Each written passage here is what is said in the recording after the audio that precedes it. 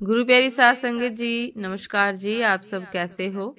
आशा करती हूँ बाबा जी के श्री चरणों में अरदास करती हूँ कि मालिक की कृपा से, निरंकार दातार की मेहरबानी से आप सब बहुत खुश होंगे, मौज बहार में होंगे और अवश्य ही भजन सिमरन में होंगे। साध संगत जी, मैं हाजिर हूँ आज आप सभी से एक बहुत ही खूबसूरत साखी साझा करने के लिए। उम्मीद करती हूँ ये साखी आप सभी को बहुत पसंद आएगी।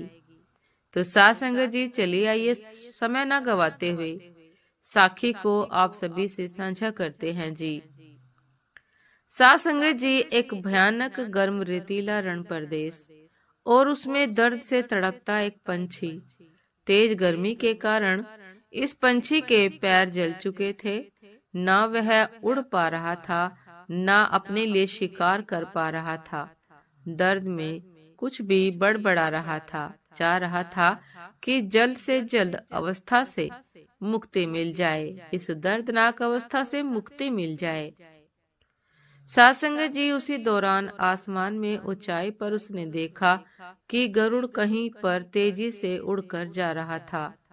उसे पता था कि गरुड़ भगवान विष्णु का वाहन है और वह उसके सवालों का जवाब पाने में मदद कर सकते हैं। उसने उड़ते हुए गरुड़ को तेज आवाज लगाई और अपने पास बुलाया। चमत्कारी गरुड़ इतनी ऊंचाई पर होते हुए भी धरती की हर एक छोटी से छोटी आवाज को साफ साफ सुन सकता था। इस दर्द में कर्रा रहे पंछी की आवाज भी उसने सुन ली। साध संगत जी, गरुड़ उस पंछी के पास गया और पूछा कि उसने क्यों पुकारा। पंछी ने पहले से पूछा कि वह कहाँ जा रहे हैं। गरुड़ ने बताया कि वह स्वर्ग लोक जा रहा है, किसी काम के लिए धरती पर आया था, वह पूरा करके वापस लौट रहा है। पंछी ने अपने दर्दनाक परिस्थिति बयान करते हुए कहा कि मैं गलती से दिशा भूल होने की वजह से इस गर्म रेतीले प्रदेश में आ पहुंचा और मेरी यह हालत हो चुकी है।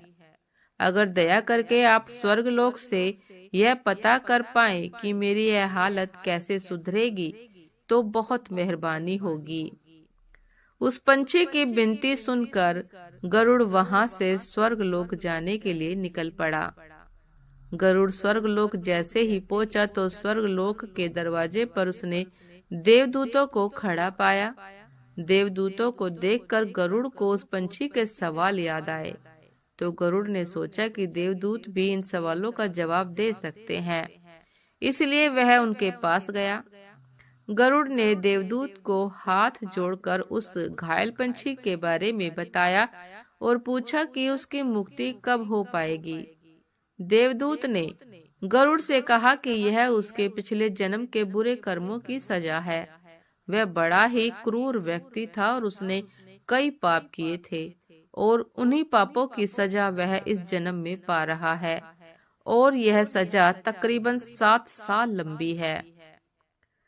साध संगत जी, देवदूत की बात सुनकर गरुड़ को उस पंछी पर और ज्यादा दया आने लगी, क्योंकि गरुड़ ने उसकी हालत देखी थी।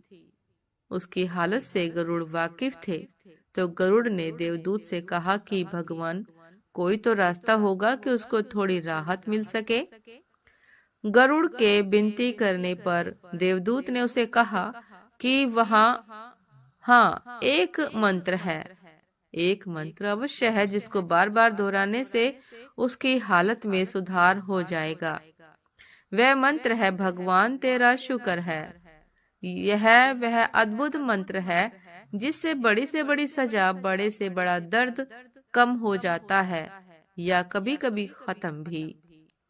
गरुड़ इस मंत्र को लेकर उसी पंछी के पास लौटा और उसे देवदूत से हुई सारी बात बताई और वह मंत्र भी दिया और वहां से चला गया। 7 दिनों बाद फिर से गरुड़ को किसी काम से धरती पर आना हुआ और उसी रास्ते से वह गुजर रहा था।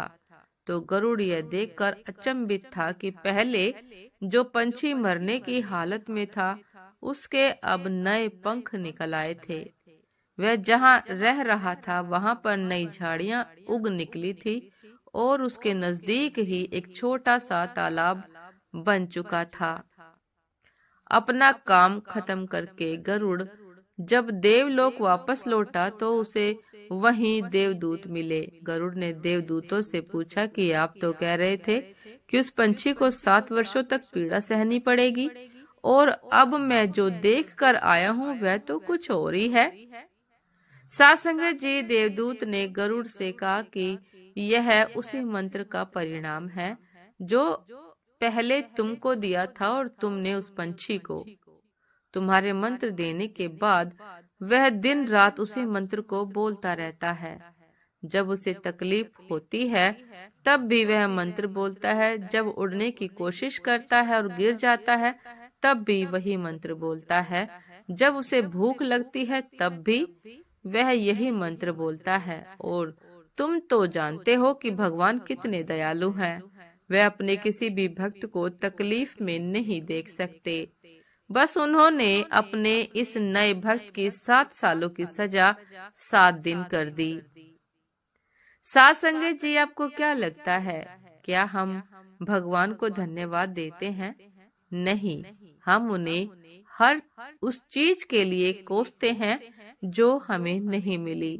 लेकिन उसने जो हमें अनगिनत मूल्यवान चीजें दी हैं, उसके लिए हम कभी उस परमात्मा का शुक्रिया अदा नहीं करते। साथ संगत जी, चलिए आइए हम सब प्रण करते हैं और कहते हैं कि भगवान तेरा शुक्र है।